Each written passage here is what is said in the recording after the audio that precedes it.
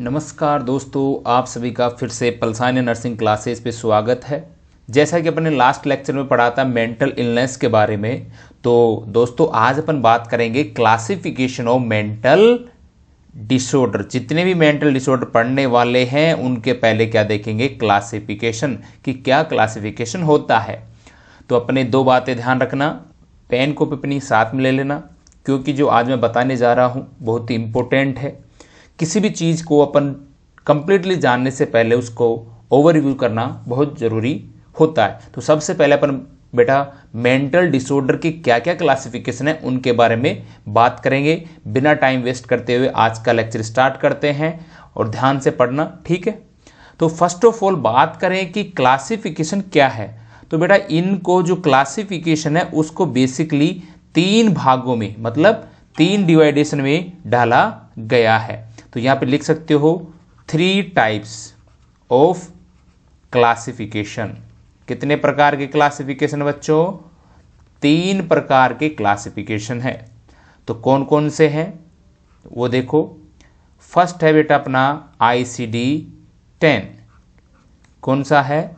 ICD-10, clear है। दूसरा है बेटा अपना इंडियन क्लासिफिकेशन, अपना जो देश का क्लासिफिकेशन है कि इंडिया के हिसाब से मेंटल डिसऑर्डर के क्या क्लासिफिकेशन किए गए हैं उसके बारे में पढ़ेंगे। नेक्स्ट बेटा आता है अपना DSM-4, ठीक है, DSM-4। तो ICD-10 की फुल फॉर्म क्या है बेटा? तो क्या है? International classification for disease. International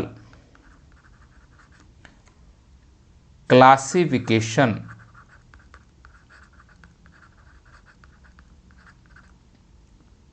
for disease, ठीक है बेटा। बात करें सर DSM की फुल फॉर्म क्या होती है, मैं यहीं पे बता रहा हूं, बार बार रिपीट नहीं करूंगा, ध्यान से सुन लेना। क्या होती है? Diagnostic statistical manual. Diagnostic statistical manual, ठीक है बेटा, डायग्नोस्टिक स्टैटिस्टिकल मैनुअल, ठीक है, समझ गए। अब बेटा अपन सबसे पहले आपके एग्जाम के पॉइंट ऑफ से बात करें, जो बच्चे कंपटीशन वाले देख रहे हैं उनके लिए, और जो यूनिवर्सिटी में जो नर्सिंग कर रहे हैं अपकमिंग, उनके लिए भी इम्पोर्टेंट है। तो फर्स्ट ऑफ ऑल बेटा अपन पढ़ेंगे अपने इंडियन क्लासिफिकेशन के बारे में। इंडियन क्लासिफिकेशन, जैसा कि बेटा आपको पता है अपने इंडिया के अंदर किसी भी चीज की कॉपी करना बहुत स्वाभाविक है, ठीक है। उसी प्रकार जो इंडियन क्लासिफिकेशन है मेंटल डिसऑर्डर का बेटा, वो बेसिकली जो अपना ICD-8 था उसी को मॉडिफाई किया गया है। इस चीज को समझ लेना, ठीक है। तो यहां पे मैं लिख देता हूं, आप लिख लेना। It is type of classification A modification या मॉडिफिकेशन ऑफ ICD-8। जैसे ICD-10 है उसी प्रकार का ICD-8 पहले आया था, इसको डिटेल में बात करेंगे अभी। बेसिकली बेटा बात आती है कि सर क्या इंडियन क्लासिफिकेशन को भी कुछ टाइप है क्या? बिल्कुल बेटा है। तो यहां पे लिख लो इट इज ऑल्सो, ये एक प्रकार से 3 भागों में डिवाइड है। 3 टाइप्स है। कौन कौन से हैं बेटा वो भी बता रहा हूं। फर्स्ट अपन बात करें तो बेटा क्या है? साइकोसिस, आपने सुना तो होगा, साइकोसिस, ठीक है बेटा। दूसरा बेटा न्यूरोसिस, और तीसरा बेटा स्पेसिफिक या स्पेसिफिक फाइक डिसऑर्डर, स्पेसिफिक डिसऑर्डर। यहां तक क्लियर है बेटा? इंडियन क्लासिफिकेशन कितने टाइप हैं बोलो मेरे साथ? साइकोसिस, न्यूरोसिस और स्पेसिफिक डिसऑर्डर, क्लियर है। आगे बात कर रहे हैं अपन साइकोसिस। फर्स्ट इंडियन क्लासिफिकेशन का बात करते हैं कि इसके अंदर कौन कौन से या क्या क्या कितने प्रकार का होता है वो सब जानेंगे। और जितने भी अपन साइकोटिक डिसऑर्डर है उनके नाम जान रहे हैं, बाकी अपन डिटेल में अलग लेक्चर में पढ़ेंगे, ठीक है। साइकोसिस का अलग ही आएगा, ध्यान रखना, कभी तुम कंफ्यूज हो जाओ। तो फर्स्ट जस्ट टच करते हैं कि साइकोसिस कितने प्रकार का होता है। तो बेटा साइकोसिस को फर्दर डिवाइड किया गया है या टाइप्स हैं बेटा, कितने, 3 टाइप्स हैं। कौन कौन से वो बताते हैं अभी आपको। एक आपने सुना होगा ऑर्गेनिक ब्रेन डिसऑर्डर या साइकोसिस डिसऑर्डर। दूसरा आपने सुना होगा बेटा अफेक्टिव साइकोसिस।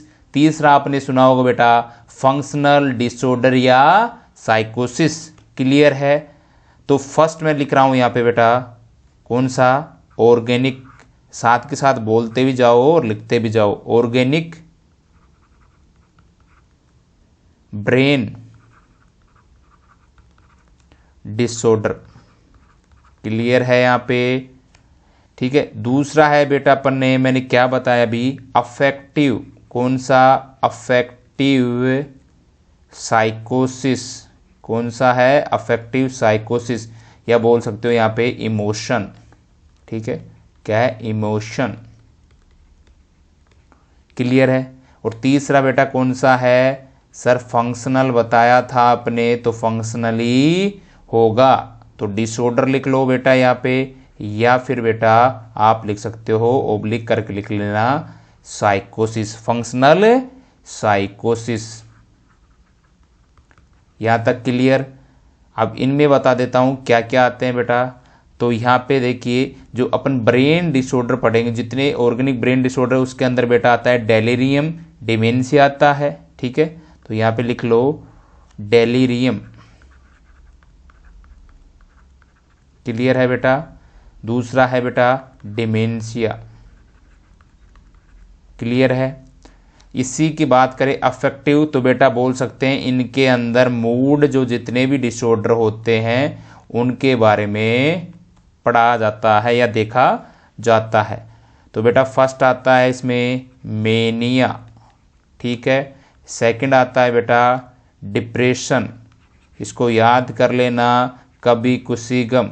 अगर किसी की गर्लफ्रेंड बन जाती है तो मेनिया की कंडीशन में चला जाता है, अगर ब्रेकअप हो जाता है तो डिप्रेशन की कंडीशन में। तो सॉन्ग शूट करता है यहाँ पे कौन सा, कि कभी खुशी कभी गम।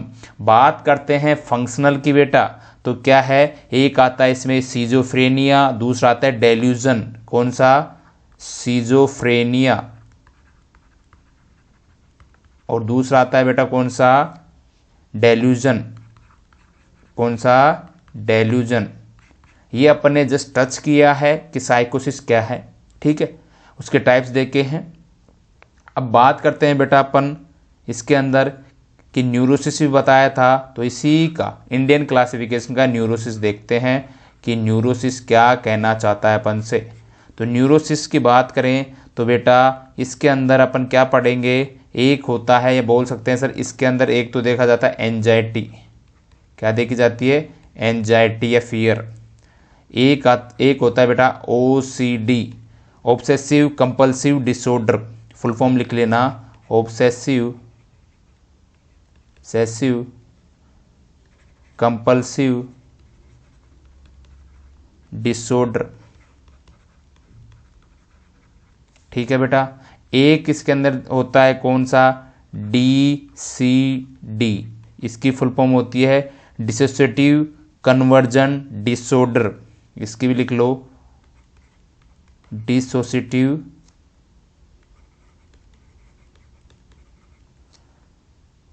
कन्वर्जन डिसऑर्डर, ठीक है बेटा।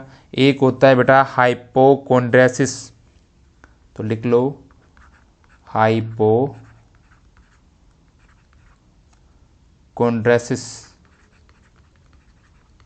ठीक है बेटा।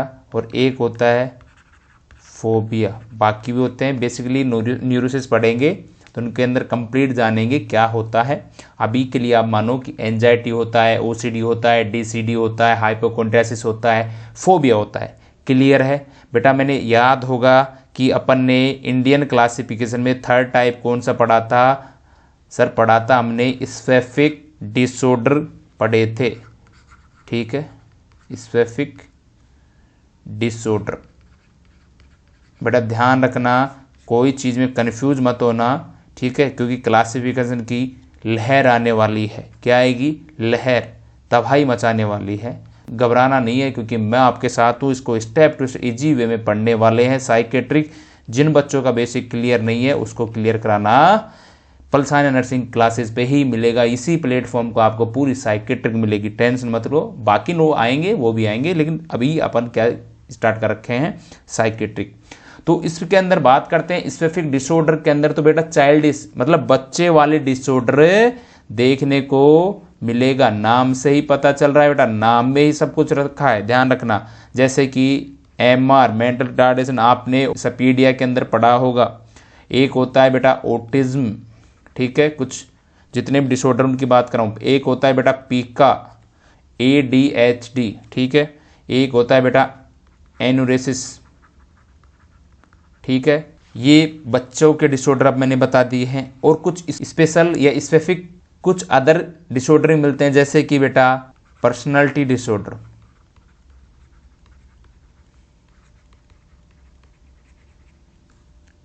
नेक्स्ट बेटा स्लीप डिसऑर्डर, नेक्स्ट बोल सकते हैं ईटिंग डिसऑर्डर, नेक्स्ट बोल सकते हैं सेक्सुअल डिसऑर्डर, नेक्स्ट बोल सकता हूं मैं सोमेटिक डिसऑर्डर,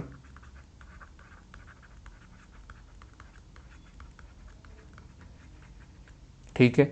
यह बोल सकता हूं substance abuse disorder,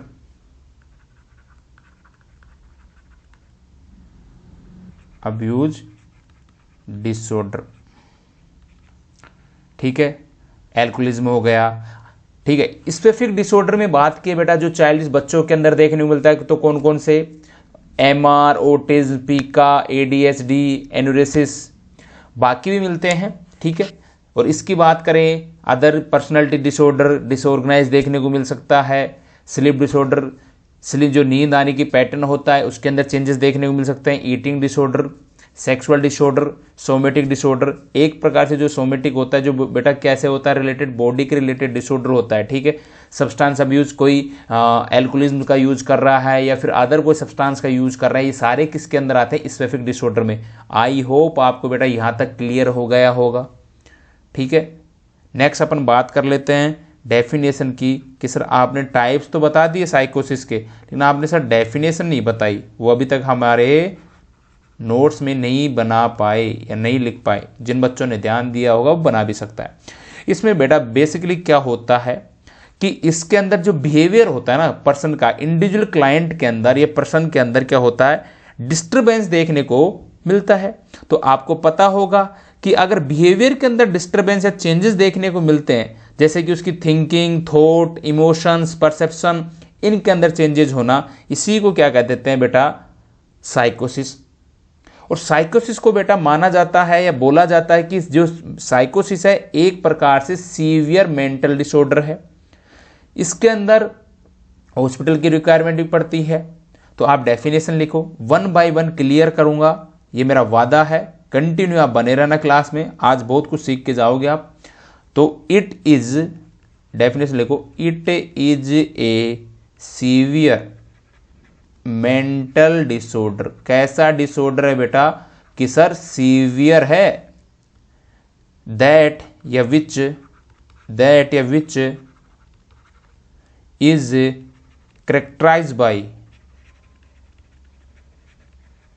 characterized by disturbance in behavior। किसके अंदर हो रहा है बेटा डिस्टर्बेंस? सर बिहेवियर के अंदर डिस्टर्बेंस हो रहा है या चेंजेस आ रहे हैं। फॉर एग्जाम्पल की बात करें बेटा तो क्या? थिंकिंग। किसके अंदर? थिंकिंग। इसको अपन बोल सकते हैं थॉट ही बोल सकते हैं, ठीक है। दूसरी में बात करूं बेटा तो बोल सकते हैं सर इमोशंस, क्या, इमोशंस, ठीक है। तीसरे में बात करूं बेटा परसेप्शन और एक्सेट्रा। कि जो साइकोसिस है वो एक प्रकार का क्या है, सीवियर मेंटल डिसऑर्डर है, जो कि करैक्टर शो करता है एक प्रकार से किसके अंदर बेटा, जब बिहेवियर के अंदर डिस्टरबेंस आएंगे। क्लियर है, जैसे थिंकिंग, थॉट, इमोशन, परसेप्शन, इन सारी चीजों में आने आएगा। और बेटा आपसे अगर कोई पूछे कि जो साइकोसिस है, आने वाला एक क्वेश्चन ध्यान देना, जो साइकोसिस है वो किसके द्वारा दिया गया था, तो लिख लेना इट इज गिवन बाय, किसके द्वारा दिया गया था, शॉर्ट फॉर्म में लिख देता हूं, लिख लेना बाकी, अमेरिकन साइकेट्रिक एसोसिएशन। दोबारा बोल रहा हूं, अमेरिकन साइकेट्रिक एसोसिएटिव के द्वारा दिया गया था। कौन सा वर्ड, साइकोसिस। आई होप आपको ये समझ में आया होगा। जी सर बिल्कुल आया है, आप आगे बताइए। अब बेटा मैं बात कर लेता हूं न्यूरोसिस के बारे में। किसके बारे में, न्यूरोसिस क्या होता है, तो क्या होता है बताओ। इसके अंदर बेटा क्या होता है, ये क्या है, एक प्रकार से फंक्शनल प्रॉब्लम क्रिएट करता है, या फंक्शनल प्रॉब्लम शो करता है, या बोल सकते हैं सर ये एक प्रकार का सीवियर नहीं होता है। ये जो डिसऑर्डर पढ़ रहे हैं वो सीवियर नहीं होता। अगर सीवियर नहीं होता तो बेटा इसको क्या नहीं करते, इसके अंदर हॉस्पिटल के अंदर पेशेंट को एडमिट की रिक्वायरमेंट नहीं पड़ती ऑब्वियसली, क्योंकि अपन पढ़ते थे ना माइल्ड, मॉडरेट, सीवियर। जो जैसी जैसी कंडीशन उसको हॉस्पिटल में डालेंगे, जैसे लाइफ थ्रेटनिंग कंडीशन हो या डेथ के करीब हो तो उसको, या फिर लाइफ सपोर्ट की रिक्वायरमेंट हो तो उनको अपन हॉस्पिटलाइज करते हैं। उसी प्रकार यहाँ पे क्या है, साइकोसिस तो एक प्रकार से सीवियर मेंटल डिसऑर्डर, लेकिन ये क्या है, न्यूरोसिस क्या है बेटा, सीवियर नहीं है, लेस सीवियर बोल सकते हैं अपन। दूसरी चीज यहाँ पे मेन इंपॉर्टेंट रोल अदा करती है कि इसमें क्या होता है, फंक्शनल प्रॉब्लम देखने को मिलती है, प्योरली, ठीक है, एक प्रकार से शुद्ध। दूसरी चीज बेटा इसको अपन बोल देंगे माइनर मेंटल डिसऑर्डर, तो इसको लिख लें, जो अपन ने अभी बातें की उनको लिख लेते हैं। यस सर लिखाइए, तो बेटा लिखो it is not so severe, ये एक प्रकार से सीवियर नहीं है। दूसरा पॉइंट मैं यहां पे लिख रहा हूं बेटा, इट इज प्योरली, कैसा है, प्योरली फंक्शनल, कैसा, फंक्शनल प्रॉब्लम, कैसी प्रॉब्लम शो करता है न्यूरोसिस, फंक्शनल। दूसरी चीज बेटा इसको लिख सकते हैं, इट इज माइनर, कैसा है, माइनर मेंटल डिसऑर्डर है। क्लियर है बेटा, आगे बात करते हैं। अब बेटा जरा अपन टच कर लेते हैं किसके बारे में, अपन ने अभी साइकोसिस पढ़ा, न्यूरोसिस पढ़ा, तो उसके अंदर हेडिंग बना लो, इसके अंदर डिफरेंस देख लेते हैं, क्या क्या डिफरेंस विशेषताएं हैं इन दोनों की, अलग अलग जो भी हैं। डिफरेंस बिटवीन साइकोसिस एंड न्यूरोसिस। क्लियर है बेटा, तो यहां पे बेटा लिख लेना करैक्टर, क्या करैक्टरिस्टिक्स शो करते हैं। दूसरा है बेटा यहां पे लिख लेना साइकोसिस, एक था बेटा न्यूरोसिस। मेरी थोड़ी बेटा जो ड्राइंग कर रहा हूं वो थोड़ा अच्छा नहीं है, आपको अच्छे से बनाना है। ये मत सोचना कि सर को ड्राइंग नहीं आती, बिल्कुल नहीं आती, सही सोच रहे हो आप, ठीक है। तो फर्स्ट जो मेन जो अपना मुद्दा है उसकी बात करते हैं कि सर इसके अंदर ऐसा क्या है करैक्टर। तो बेटा फर्स्ट अपन करैक्टर की बात कर रहे हैं, सीवियरिटी, कि डिजीज जो डिसऑर्डर है उसकी सीवियरिटी क्या है। सेकंड बात करेंगे बेटा अपन क्या, हॉस्पिटलाइजेशन, कि किस पेशेंट को या किस डिसऑर्डर के अंदर हॉस्पिटलाइजेशन की रिक्वायरमेंट पड़ती है, मतलब पेशेंट को शिफ्ट किया जाता है। थर्ड अपन पढ़ेंगे बेटा यहाँ पे इनसाइट प्रेजेंट है या नहीं है। मैंने इनसाइट के बारे में पढ़ाया था, अगर किसी ने मेरे प्रीवियस लेक्चर्स देखे हैं। दूसरी बात करते हैं बेटा हेलोजिनेशन या फिर डेल्यूजन। हेलोजिनेशन क्या है उनके बारे में पढ़ेंगे, अभी के लिए आप क्या करो इनको याद कर लो, डेल्यूजन। क्लियर है बेटा। और भी होते हैं, पहले इनकी बात कर लेते हैं। ठीक है, तो फर्स्ट मैं लिखूँ यहाँ बेटा कि जो साइकोसिस है, क्या साइकोसिस एक प्रकार से मोर सीवियर है। कैसा है? मोर सीवियर। ठीक है बेटा, और ये क्या है न्यूरोसिस? Less severe. ठीक है बेटा, बात करते हैं हॉस्पिटल की रिक्वायरमेंट कौन से क्लाइंट को पड़ेगी। लिख देना, जो साइकोसिस वाला पेशेंट है उसको रिक्वायर्ड होगा और न्यूरोसिस वाले को नहीं होगा, रिक्वायरमेंट की ज़रूरत नहीं है, हॉस्पिटल में ले जाने की ज़रूरत नहीं है। इन साइड की बात करें तो बेटा इसके अंदर साइकोसिस के अंदर एब्सेंट होती है और न्यूरोसिस के अंदर प्रेजेंट होती है। जब बात करते हैं बेटा हेलुसिनेशन एंड डेल्यूजन की बात करते हैं तो इसके अंदर प्रेजेंट होता है साइकोसिस में और इसमें एब्सेंट होता है। क्लियर है? अब इन्हीं को कंटिन्यू पढ़ते हैं आगे। तो इधर बना लो करेक्टरिस्टिक्स या करेक्टर। ठीक है, इधर बना लो साइकोसिस और इधर ड्रॉ कर लो क्या? न्यूरोसिस। क्लियर है? तो इसके बारे में जानते हैं। अभी अपन ने 4 देखे हैं और भी देखते हैं।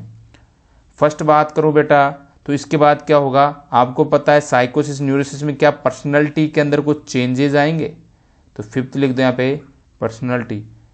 ठीक है, 6 यहाँ पे देखते हैं अपन contact with reality. Contact with reality. 7th अपन देखते हैं यहाँ पे जजमेंट। ठीक है, 8 देखते हैं अपन बेटा प्रोग्नोसिस। ठीक है, लास्ट देखते हैं अपन मेडिकल मैनेजमेंट। इन चीज़ों के बारे में बात करेंगे।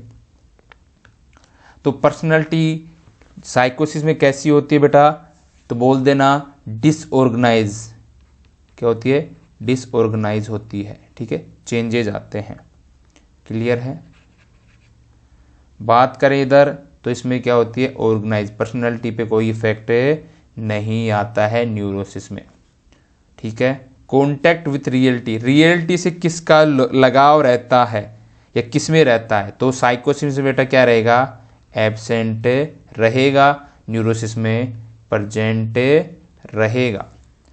जजमेंट की बात करें तो बेटा पुअर और इसमें इनेट। ठीक है, मतलब जजमेंट ले सकता है, उसके रिलेटेड है। प्रोग्नोसिस की बात करें बेटा इसके अंदर साइकोसिस में पुअर रहता है और इधर कैसा रहता है? गुड, न्यूरोसिस में। ठीक है, बात करते हैं मेडिकल मैनेजमेंट की। तो मेडिकल मैनेजमेंट में क्या है बेटा? यहाँ पे साइकोफार्मा की रिक्वायरमेंट होगी, समझ लेना। दूसरी बात करें साइकोथेरेपी की रिक्वायरमेंट होगी। ठीक है, और साथ में बेटा ईसीटी की भी होगी। इधर बात करें तो बेटा इधर ईसीटी रिक्वायरमेंट नहीं होगी, बाकी साइकोफार्मा का भी यूज कर सकते हैं अपन, साइकोथेरेपीज की बात कर सकते हैं। तो ये बेटा अपन ने कुछ क्या देखे? डिफरेंस देखे हैं।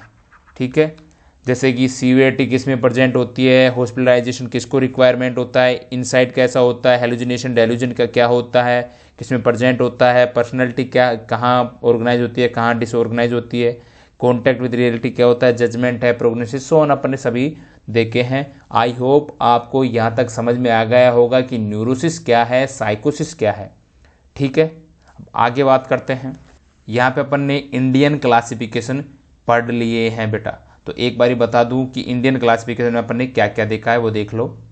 तो बेसिकली बेटा अपन इंडियन क्लासिफिकेशन की बात करें तो अपन क्या पढ़ रहे थे? 3 टाइप पढ़ रहे थे, साइकोसिस, न्यूरोसिस, स्पेसिफिक और डिसऑर्डर, स्पेसिफिक डिसऑर्डर। क्लियर है? साइकोसिस में अपन ने देखा 3 प्रकार के होते हैं, ऑर्गेनिक, अफेक्टिव और फंक्शनल। ऑर्गेनिक ब्रेन डिसऑर्डर में अपन ने क्या देखा? डेलीरियम देखा, डिमेंशिया देखा। अफेक्टिव साइकोसिस या इमोशन वाले में क्या देखा? मूड डिसऑर्डर जो कि मेनिया, डिप्रेशन। फंक्शनल में अपन ने देखा सिजोफ्रेनिया और डेल्यूजन। क्लियर है यहाँ तक? फिर अपन ने देखा बेटा न्यूरोसिस। न्यूरोसिस क्या है? एंजाइटी, ओसीडी, डीसीडी, हाइपोकॉन्ड्राइसिस और फोबिया देखा। स्पेसिफिक में क्या देखा?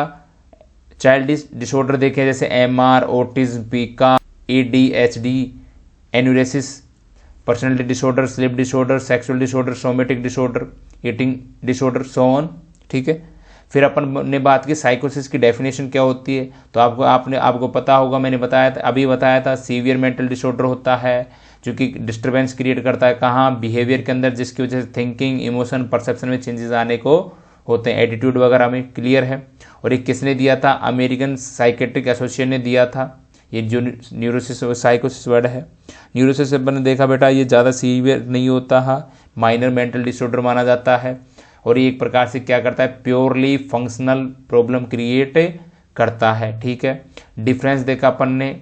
और अब बात करते हैं बेटा सेकंड क्लासिफिकेशन जो कि आपने पढ़ा था ICD-10। क्लियर है। तो ICD-10 में मैंने बताया था इंटरनेशनल क्लासिफिकेशन ऑफ डिजीज। ठीक है, फुल फॉर्म मैंने बता दी थी। तो मैंने वहाँ पे डिस्कस किया था इंडियन क्लासिफिकेशन में, याद करो कि जो इंडिया ने जो इंडियन क्लासिफिकेशन मेंटल डिसऑर्डर का दिया था, तो बेटा किसको मॉडिफाई किया था, ICD-8 को। क्लियर है यहाँ तक। तो ICD-8 कब आया था, ICD-9 कब आया था, WHO ने कब एक्सेप्ट किया था, कब लागू किया था, कब इंडिया ने अडोप्ट किया था, सारी बातें करते हैं। फुल फॉर्म आपको पता ही है। तो फर्स्टली अपन देखते हैं 1968 के अंदर क्या हुआ था बेटा, ICD-8 आया था। क्लियर है बेटा। और 1978 के अंदर 10 साल के बाद कौन सा आया था, ICD-9 आया था बेटा। ठीक है, किसके द्वारा आया था, अमेरिकन एसोसिएशन के द्वारा आया था, जो कि किसने पब्लिश किया था, किसने किया था पब्लिश, तो पब्लिश किसने किया था बताइए, एक वहां के न्यूरो साइकेट्रिक्स थे, उन्होंने किया था, साइकेट्रिक्स। ठीक है, बात करें बेटा 1987 के अंदर, 1987 के अंदर क्या हुआ था, WHO possesses all rights of ICD।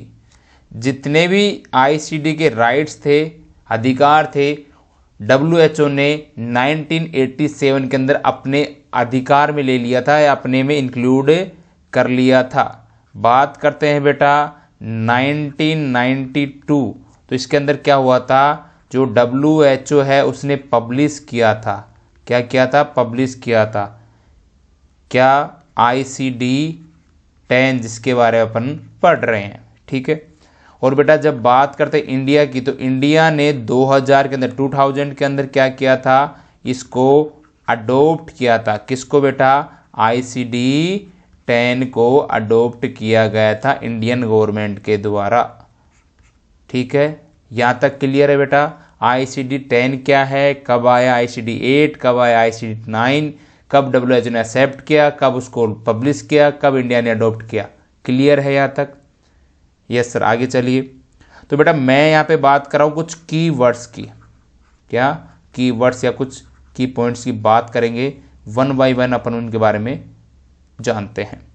तो फर्स्ट मैं आपको बताऊं कि जो ICD-10 है उसको कैसे लिखा जाता है, तो कैसे लिखा जाता है, लिखिए ICD-10 classification, ICD-10 classification is, जो ICD-10 का क्लासिफिकेशन है कैसे लिखा जा रहा है,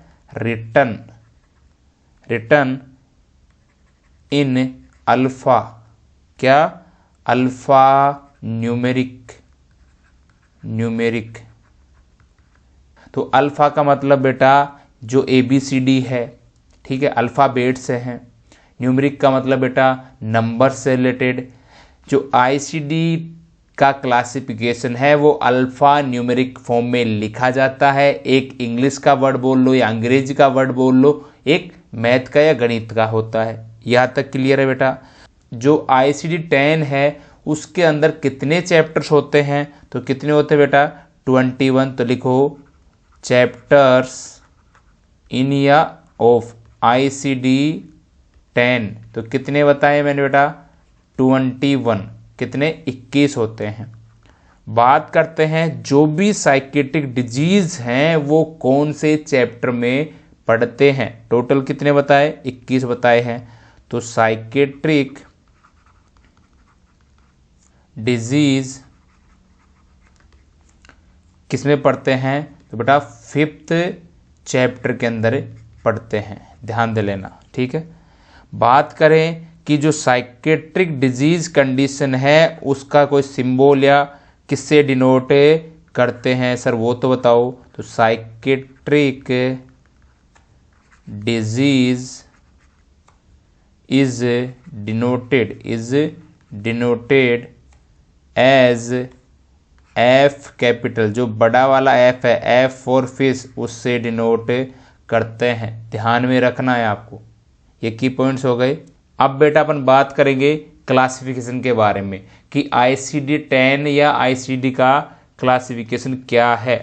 ICD-10 का क्लासिफिकेशन देखने वाले हैं अपन अब। तो यहाँ पे लिख लो क्लासिफिकेशन।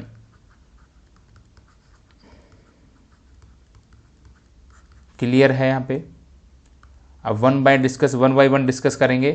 तो इधर तो बना लो, एफ आपको पता है साइकेट्रिक डिजीज कंडीशन को डिनोट करते हैं। तो क्लासिफिकेशन की बात करें, F0 से लेके बेटा F9, एक आता है बेटा F10 से लेके F19, एक आता है बेटा आपका F20 से लेके F29, एक आता है बेटा F30 से लेके F39, और एक आता है बेटा F40 से लेके 48, F48, ठीक है। 49 नहीं आता, ध्यान में रखना। पहले इनकी बात कर लेते हैं, बाकी बच्चे कुछ की करेंगे, ठीक है। तो जो F0 से लेके F9 तक क्या हुआ था, ये क्या पढ़ते हैं इस क्लासिफिकेशन के अकॉर्डिंग? तो बेटा इसके अंदर इंक्लूड किया गया है ऑर्गेनिक डिसऑर्डर्स के अंदर, ठीक है। जितने भी ऑर्गेनिक डिसऑर्डर हैं F0 F9 के अंदर पढ़ा जाता है, जैसे कि मैंने बताया था डेलीरियम और डिमेंशिया। क्लियर है एग्जाम्पल के तौर पे। और बेटा F10 से लेके F19 में क्या पढ़ा जाता है? जितने भी बिहेवियरल डिसऑर्डर हैं वो पढ़े जाते हैं। तो लिखो बिहेवियर डिसऑर्डर किसके कारण? तो लिखो due to psychoactive substance abuse. Clear है बेटा? जैसे कि एग्जाम्पल के तौर पे लिख लो एल्कोहलिज्म, ठीक है। बात करते हैं F20 से लेके F29 में क्या आता है? तो बेटा इसके अंदर आता है सीजोफ्रेनिया। क्या आता है? सीजोफ्रेनिया।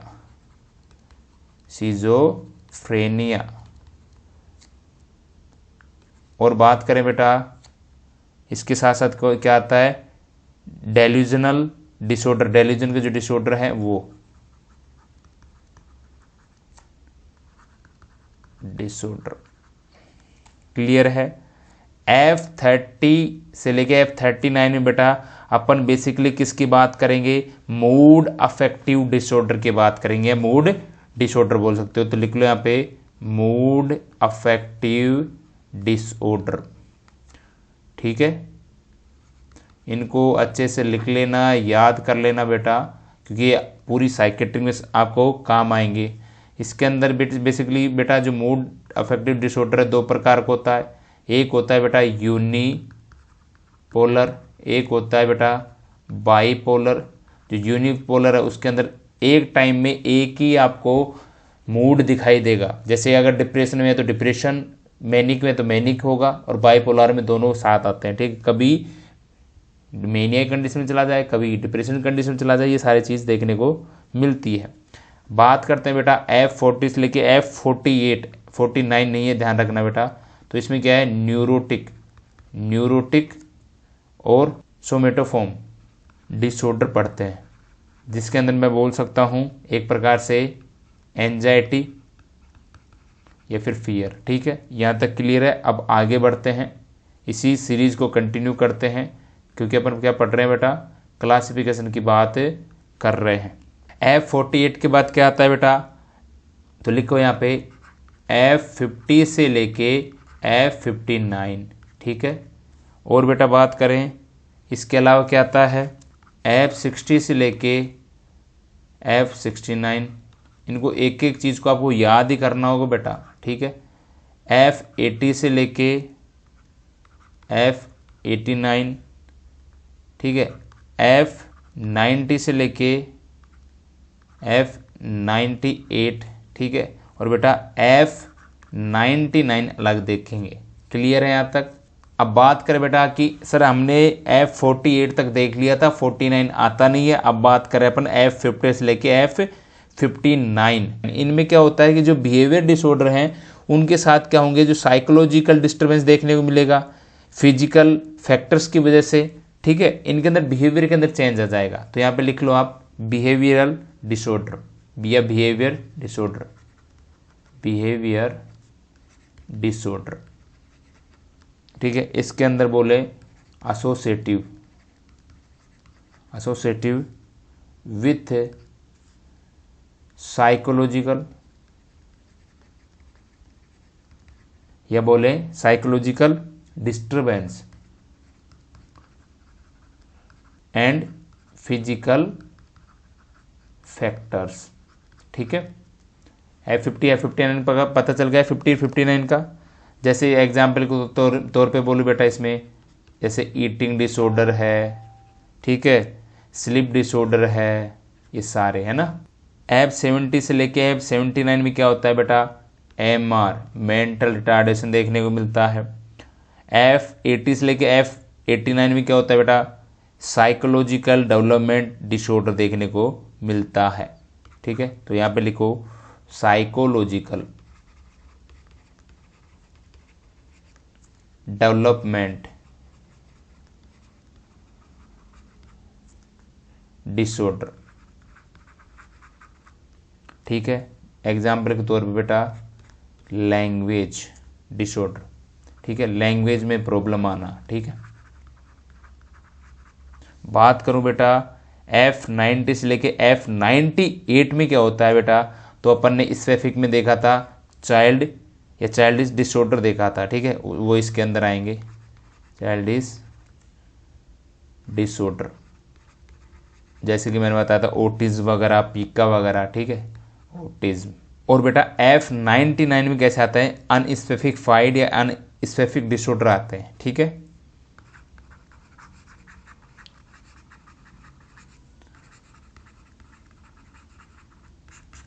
क्लियर है, ये अपन ने क्लासिफिकेशन देख लिया है, ठीक है, F0 से लेके F99 से। क्लियर है। अब बेटा थर्ड अपन ने देखा था DSM-4, DSM-4 इसकी फुल फॉर्म मैंने बताई थी, डायग्नोस्टिक स्टैटिस्टिकल मैनुअल फोर्थ, ठीक है। इसकी बात करें तो बेटा एक प्रकार से इसमें मिक्सर क्लासिफिकेशन डायग्नोसिस आपको एक प्रकार से इंफॉर्मेशन मिलती है, जैसे बायोलॉजिकल, साइकोलॉजिकल, सोशल एस्पेक्ट की बात करते हैं कंडीशन के, तो इनके रिलेटेड अपन को इन्फॉर्मेशन मिलती है DSM-4 में। अब एक बार आप डेफिनेशन लिख देखिए, आपको क्लियर समझ में आ जाएगा कि मैं क्या कहना चाह रहा हूँ। अगर कोई समझ नहीं पा रहा तो लिखो it is a mixture of classification and diagnosis which provide information।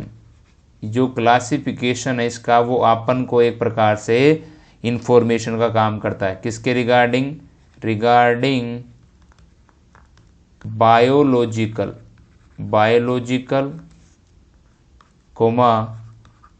Psychological and social expect of a client condition. ये इसकी डेफिनेशन है बेटा।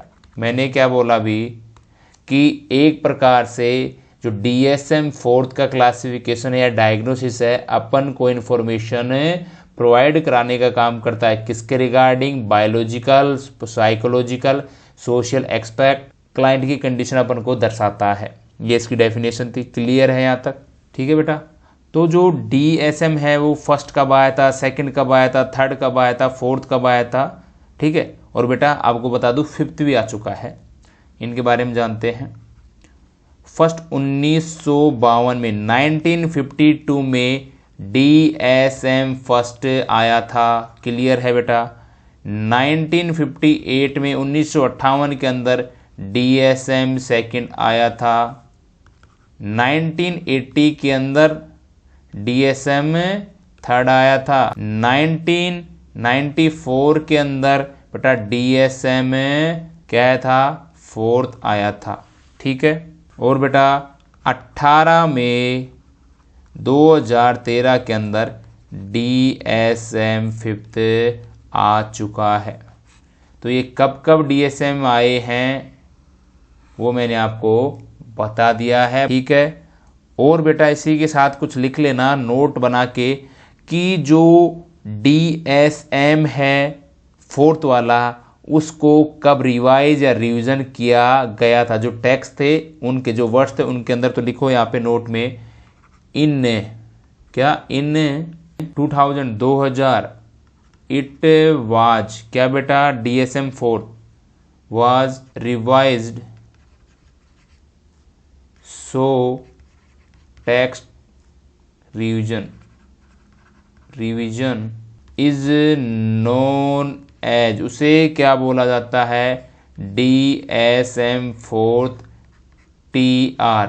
अगर DSM 4 का रिवीजन हो चुका है उसके आगे बेटा TR लगता है। कंफ्यूज मत हो जाना, यही लिख के आना है आपको, ये बता के आना है। नेक्स्ट, इसको पब्लिश किसने किया था? किसकी बात कर रहा हूँ बेटा? DSM। तो प्रीवियस वीडियो में मैंने बताया था कि साइकोसिस किसने पब्लिश किया था। अगर किसी बच्चे ने ध्यान दिया होगा तो इसका आंसर उसको आ गया है। तो किसने किया था? बोलिए मेरे साथ सर। अमेरिकन साइकेट्रिक एसोसिएशन ने किया था या एसोसिएटिव ने किया था। क्लियर है। अब बेटा लास्ट अपन बात करने वाले हैं, तो बात करते हैं क्लासिफिकेशन की बात कर रहे हैं। अरे किसका क्लासिफिकेशन? सर DSM फोर्थ का क्लासिफिकेशन की बात करेंगे। तो बेटा इसको ध्यान से समझ लेना, दिल और दिमाग यहीं रखना, कहीं मत जाने देना। ठीक है। ये बेटा एक्चुअल में इसमें क्या रखा गया था, एक प्रकार जो मल्टीपल डिजीज कंडीशन थी उनको एक सिरे के अंदर या एक वे के अंदर, गुड मैनर के अंदर रखे जाने का काम DSM फोर्थ में किया गया था। ठीक है। जो मल्टीपल एक्सिल है मतलब डिवाइडेड क्लासिफाई किया गया है, तो बेटा यहाँ पे लिख लेना इट हैज मल्टीपल एक्सल, को अपन डिवाइडेड बोल सकते हैं बेटा, एक्सिल क्लासिफाइड। जितने भी एक्सिस थे उनको फॉर्म में क्लासिफाई किया गया है। तो बेटा एक्सिस फर्स्ट आता है, एक आता है बेटा एक्सिस सेकंड आता है बेटा, सेकंड। एक एक्सिस आता है बेटा थर्ड, और एक एक्सिस फोर्थ आता है, और एक एक्सिस फिफ्थ आता है। उनको भी अभी पढ़ेंगे। ठीक है।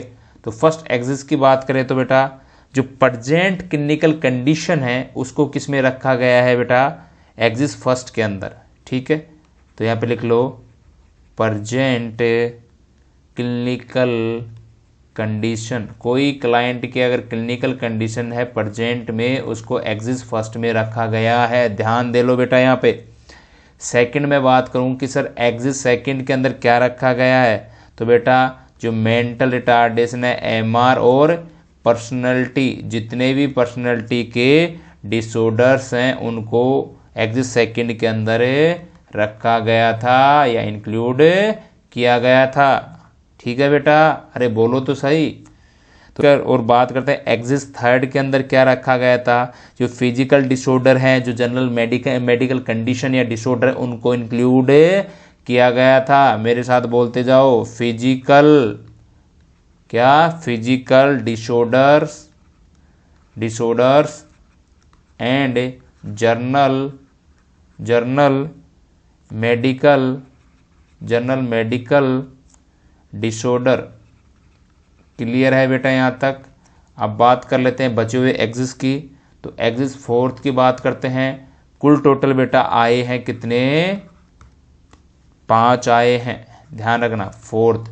तो फोर्थ में क्या है बेटा, इसके अंदर एक प्रकार से असेस किया जाता है कि जो एनवायरमेंटल है, साइको सोशल एनवायरमेंट है, उसको असेस किया जाता है। तो लिख लो यहाँ पे assess the effect of environment of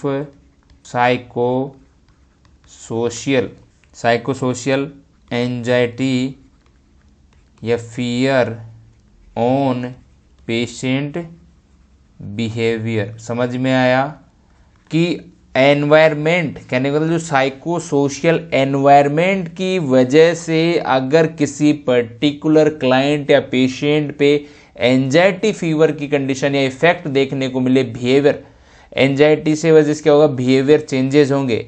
ऐसे को किस में इंक्लूड किया गया है बेटा, एक्सिस फोर्थ के अंदर।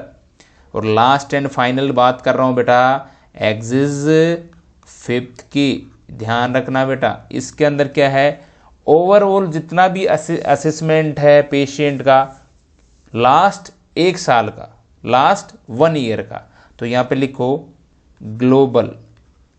ग्लोबल और ओवरऑल कंप्लीट की बात कर रहा हूं, असेसमेंट